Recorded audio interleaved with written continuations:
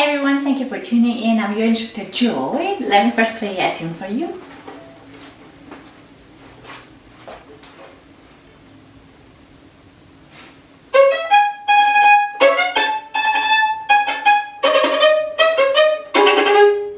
This was a beginning of Sevcik, opus number 3, 40 variations. This was variation 32. Thank you very much for tuning in. Thank you very much for your continued support. You can send me kind questions, emails, booking lessons with me, and then supporting me here also on my Patreon page. I really appreciate. So we're going to talk about Ricochet and also understanding the function of each finger. And I made a video in the past about Colle, C-O-L-L-E, with an accent, about the importance of mastering Colle. Colle is the one who looks like this, using a lot of finger joint.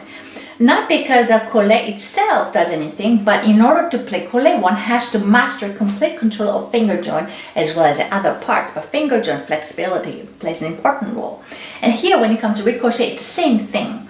Now, Ricochet is the one that we allow the bow to bounce, and then we can do 2 or 3 or 4 or multiple. We're sometimes having a little bouncy bow stroke without wanting it, but exactly that one is what we are trying to make it happen. So let's first understand how Ricochet works, or what is bouncing bow stroke or off the string. That means all in the same category. That means, so here when you look at the stick, it's curved downwards. That way, around the middle part, the bow is supposed to bounce. So when you throw the bow, it bounces easily. It's a little easier when you lift up your pinky and the thumb, index finger. Now allow only these 3 fingers, say, and then place the bow in the middle, and then throw the bow, and you will see bow bounces it quite a lot. The bow will go a little away because the index, that's the job of index finger to keep its place. Yeah, hooking, and we push it away or towards it, which makes sure that the bow stays in the same contact point where we call it. That's the index finger. But when the first common mistake a lot of people do when they learn Ricochet, they not only place the bow in the same placement for the contact point, but also we tend to press it. So just so that you don't do that, so that you feel the bounciness of the bow, just for the first time you can just lift up index finger and pinky, and then with a thumb on, and then you throw the bow in the middle, and then you will see the bow bounces naturally, and it will slip a little away, and then this is the job of the index finger, just keeping it in one place. So which means hook the bow stick without pressing it, just you want to keep the same spot, and then you do the same thing. We'll throw the bow and see if you can keep it in the same spot. Now you also notice sometimes bow bounces slowly and gets naturally faster at the end.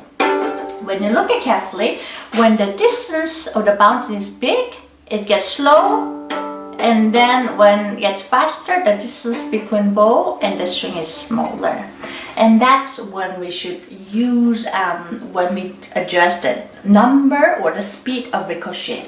If we want to do, in this case, why do 2 slow and then 4 fast? So if I want to do 2 slow one, I want to make sure the bow is heavy enough. I can throw the bow strongly, but also in order to do that, I have to make sure I lift up. So after I throw the one, I need to get the second one. I press them with a pinky. That's why it's important to place a pinky not too forward, but in the back curve. And by pressing it, I lift up my stick, and I can have another throw. Again. So here, I place my pinky in a little in the back. Make sure the other fingers are nice and curved. And then you can just lift up your index fingers up to allow the bow to bounce it to its maximum. Throw the bow in the middle again. And then pinky place and press it again up. Another one.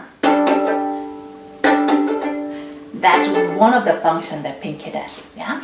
So now then here we have 2 down and 1 up, 4 down and 1 up. It's important that we time it perfectly so that we change down bow into up bow. So it seems like we have to change it down. And if you think about by the time to change the up bow, that's too late, because the change of direction from down to up bow has to happen with a previous note, which is still down bow. So this is when another function of the pinky and the thumb works.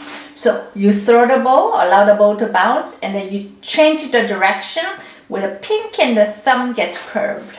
This is the motion, yeah, like that. So now here, now here I'm gonna try to do a little slowly. 1, 1, 2, 3. 1, 2. Now curve it like that.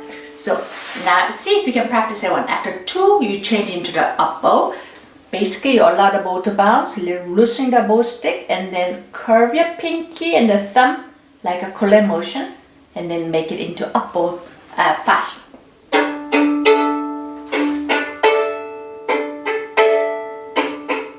Then if you feel comfortable, allow to have 4 fast spiccato or fast ricochet. Then here it's a little, you need to catch it for group of 4, almost on the third last one. That way you have time to change it. 1, 2, 3, already getting ready to curve it. 1, 2, 3, 4. I'm exaggerating that motion, but you shouldn't pull your arm. 1, 2, 1, 2, 3, 4.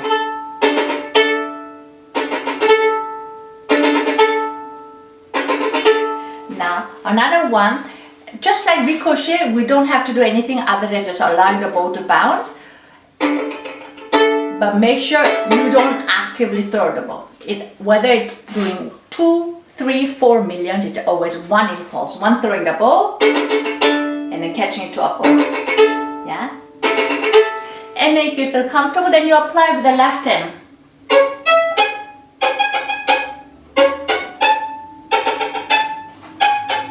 Elbow higher because we're changing the string. Then if you feel comfortable, then you play a little fast.